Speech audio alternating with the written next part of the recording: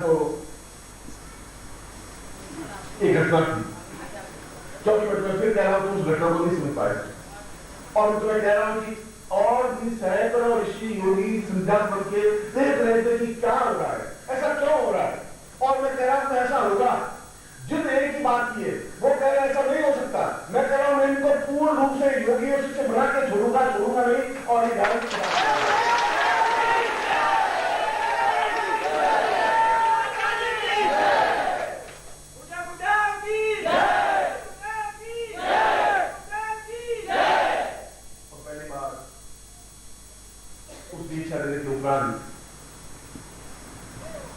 इस श्लोक में एक बहुत नवीन तथ्य बताया गया है। और नवीन तथ्य बताया गया है, सिद्धाश्रम का कोई भी योगी केवल पृथ्वी पर ही निवास नहीं करता।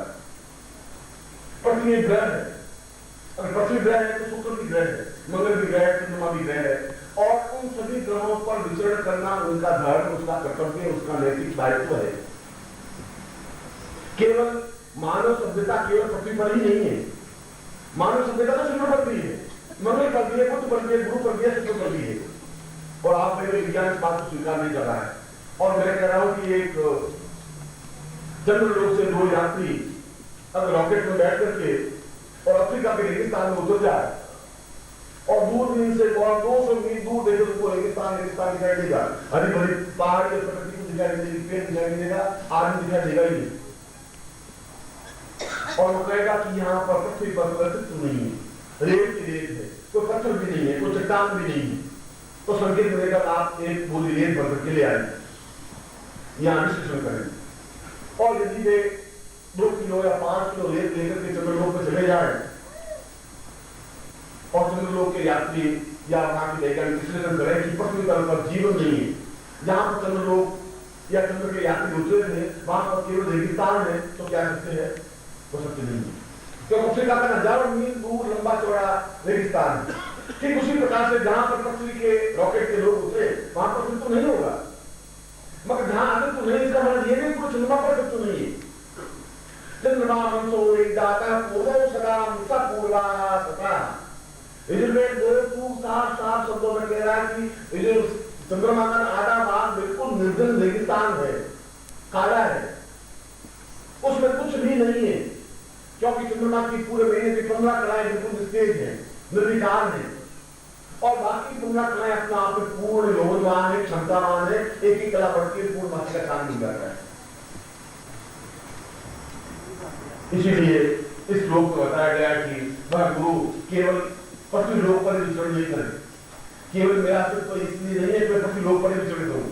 मेरा कर्तव्य अगर तुम्हारे साथ में है तो चंद्रलोक के शिष्यों के साथ में है, फिर मंगल लोक के शिष्यों के साथ में है, फिर शुक्र ग्रह के शिष्य है उनके भी साथ में है। और अगर कोई शिष्य है उनके बीच में मेरे संबंध और तादात्म्य है, उनको उसी प्रकार चेतन बनाना है, उनको उसी प्रकार क्षमतावान बनाना है जिस प्रकार तुम्हें बनाना है। और इसीलिए कोई भी योगी, कोई भी सन्यासी जो प्राण चेतना युक्त है वो किसी एक धरती से बंधा हुआ नहीं होता। सिद्धार्थ का वासी किसी एक छोटे से भूखंड से बचा हुआ नहीं होता। और उन लोगों के पदपूर्ण धारणा बन गई है, जहां पर भी न्यूनता है वहां में प्रहार करना मेरा कर्तव्य और मेरा धर्म है। अगर मैं प्रहार नहीं करूंगा तो फिर एक दल से कुंठाएं वापस व्याप्त होंगी। कौन आकार करेगा, कौन किस प्रकार से प्रहार करेगा? प्रहार करने के लिए बहुत धार चाहिए, ताकत चाहिए, क्षमता चाहिए, उन लोगों के सामने बोलने की एक साहस चाहिए। अगर यहाँ का कोई पंडित अगर मैं उनके सामने चुनौती दूं तो फिर मुझे पूरे वेद मंत्रों का ज्ञान होना चाहिए। और जिसमें वेद मंत्रों का ज्ञान नहीं होगा तो मुझे बोलना पड़ेगा। वो कहते अच्छा आपको गुरु जी बहुत मान है, आप रुद्राभिषेक के सामने करिए। मैं गुरु जी तो कर सकता हूँ, रुद्राभिषेक नहीं कर सकता। तो फिर मुझे दोनों नीचे देखना पड़ेगा। और मेरे भी नीचे देखने का मतलब हजारों शिष्यों को नीचे देखना पड़ेगा। और ऐसा नहीं कर सकता। मैं उनको उसी क्षमता के साथ रुद्राभिषेक का पूर्ण अभिषेक भी करके दिखा सकता हूँ और करता हूँ। रुद्राभिषेक तो बहुत छोटी सी चीज है।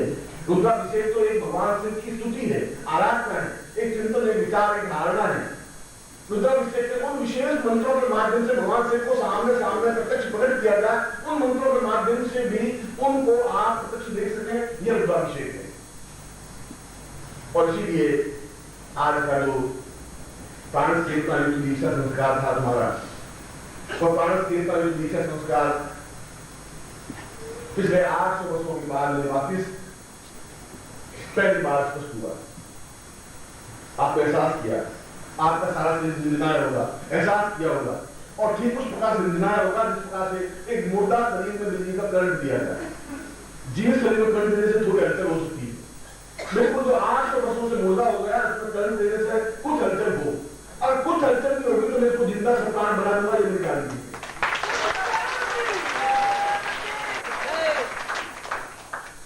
और पिछले 2 वर्षों में मैंने तुम्हें चेतना देखी, मुझे बहुत गर्व और फख्र के साथ कह सकता हूं कि तुम्हें ताकत है, तुम्हें क्षमता है, तुम्हें बुद्धि भी है, कायरता भी है, तुम समाज से संघर्ष नहीं कर पा रहे, तुम्हें परिवार से जो जूझने की क्षमता होनी चाहिए, संघर्ष करने की क्षमता होनी चाहिए, वो नहीं है।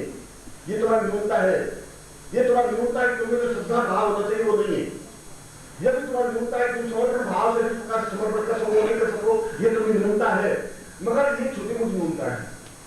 मूल न्यूनता जो है तुम्हारा शरीर अपने आप में तेजस्विता युक्त बन सके, और वह तेजस्विता युक्त बनने के लिए एक विशेष ताकत, एक विशेष क्षमता, एक विशेष ऊर्जा की जरूरत है, और वह ऊर्जा कुछ विशेष स्थानों पर ही हो सकती है।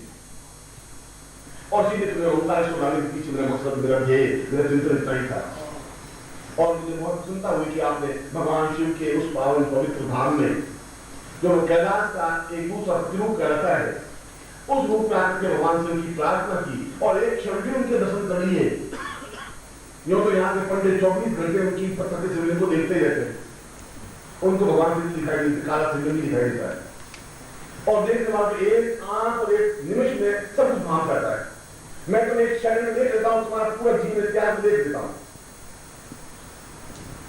आपने भी एक सेकंड भगवान शिव के साक्षात दर्शन किए तो अपने आप में बहुत अद्भुत तेजस्विता थी, क्योंकि तुमने दीक्षा प्राप्त करने के बाद भगवान शिव को जब अर्पण किया था, उसमें मेरे को समर्पित किए थे, उनको प्रार्थना की थी, और उसके बाद भी अगर तुम शिवलिंग के अलावा कोई चेतना युक्त तो भगवान शिव की प्रार्थना पूजा कर सको तो बहुत बड़ी बात है। अगर तुम पहचान सको, अगर तुम्हें क्षमता हो सके, अगर तुम्हें जानती हो, चेतना हो सके, मैं तुम्हें आवाज दूं तब तुम्हें 1-2 दिन की लेट नहीं करना, बिल्कुल नहीं करना है। बिल्कुल करने से बहुत कुछ चूक जाओगे, क्योंकि समय बहुत कम बच गया है। मैं तुम्हें बार बार पिछले 2-3 साल में मैं बात कह रहा हूं, तो तुम्हें बहुत तेजी के साथ बढ़ना है, तुम्हें तेजी से इसलिए बढ़ना है, तुम्हें बहुत कुछ काम समेटना है, बहुत कुछ कार्य करना है। ये शरीर अब इस प्रकार से बिल्कुल बेकार, बीमारी से ग्रस्त और मामूली ग्रस्त के रूप में नहीं कर सकता। ऐसा शरीर में चलाना नहीं चाहता हूँ, ऐसा शरीर में देखना नहीं चाहता हूँ। तुम में से प्रत्येक शरीर अपने आप में तेजस्वी पुंज है, और शंकराचार्य एक था, पर तुम में से प्रत्येक व्यक्ति शंकराचार्य गारंटी के साथ शंकराचार्य है। जिस दिन तुम अपने आप को पहचान लोगे, जिस दिन अपने आप की क्षमता को मान लोगे, उस बहुत कुछ प्रलय हो जाएगा, बहुत कुछ बिजली चौंक जाएगी, बहुत कुछ एक वसंत ऋतु पवन पैन लग जाएगा।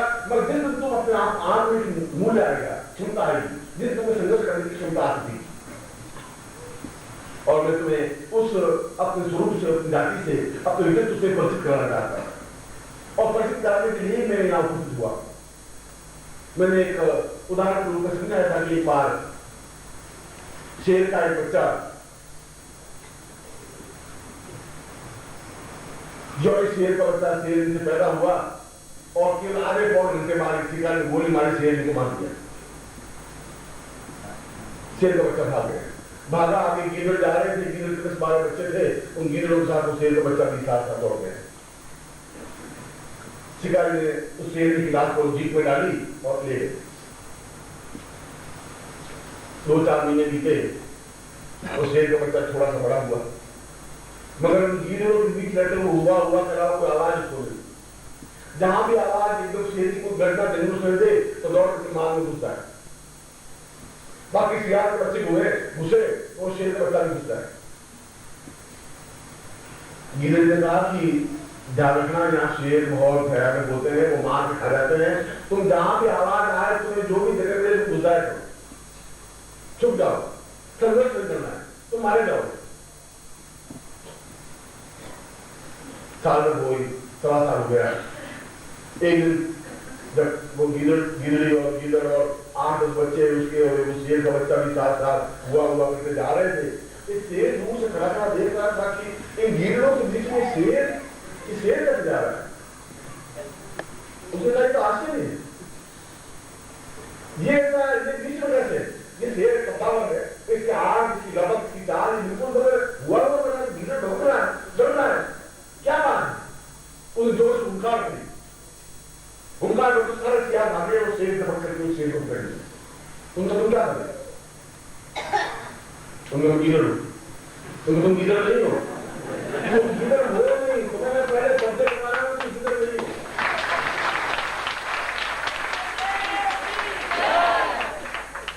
तुम्हें कुछ नहीं करना है, सामने हाथी आ रहा है, धक्का मारना है, 3 साल स्कूल में धक्का मार के कीड़ा फाड़ देना है। तुम मेरे कुल के हो, मेरी जाति कुल के हो, तुम देखो बिलाल पीछे भाग जाएगा।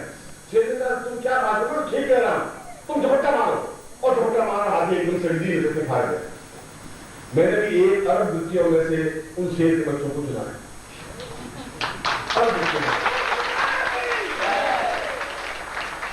और अगर मैं 25 लाख गीदड़ों को इकट्ठा करके 5 बुलवा भी दूंगा तो हुआ क्या? ऐसे तो कई चुनाव बुलवा है, फिर हुआ करते आते गुले पता नहीं क्यों चीख रहे, रो रहे, उनके रोने में और चीखने हंसने में तो आवाज में फर्क नहीं। बोले आप मान रहे, बोले आप मान रहे, बोले सुन के मैं बहुत मान हूँ, बस खत्म। अब मान के साइड से हो, पेट से हो या कहां से हो, उसको पता नहीं।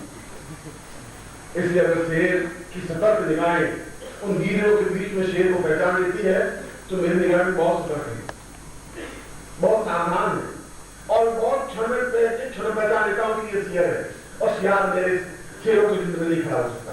ये करना, तुम जितने भी हो अपने आप मेरी जाति के हो, मेरे कुल के हो, मेरे वंश के हो,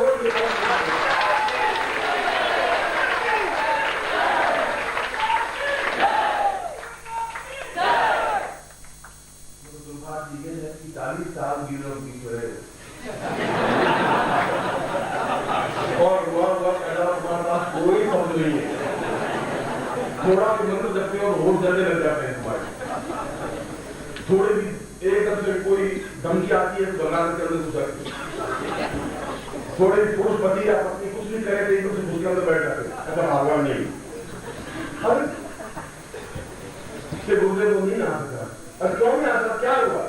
गुरुदेव क्या बताया घर में, और मैं सोच रहा हूँ हुआ क्या, फिर वो कहता तू और जरार मत कर, लेगा अपने आप में आ जाएगा शेर। ये शेर उनका कि मुझे अपमानित मत कर, मुझे लज्जित मत कर, तुम्हारी छोटी सी चूक मुझे अपने आप आंखें नीचे कर देती। और इसीलिए मैं उन अदृश्य ऋषियों और योगियों के साथ में भी यही बात कह रहा हूं। आज मैं दीक्षा दी तो मुझे तुमसे ज्यादा दबाव सहन करना पड़ा। मैं जानता हूं मुझे कितना दबाव सहन करना पड़ा। वो कह रहे आप ये दीक्षा इतना जल्दी आप नहीं दे सकते, उन नियमों के विरुद्ध है, सिद्धार्थ के नियमों के विरुद्ध है, अभी उनको क्षमता नहीं आ पाई है। और मैं कह रहा उनमें क्षमता है, आप उनको नहीं पहचान रहे, मगर मैं आप समक्ष उनको लाकर खड़ा कर दूंगा। मैं गारंटी है ये मेरे कहने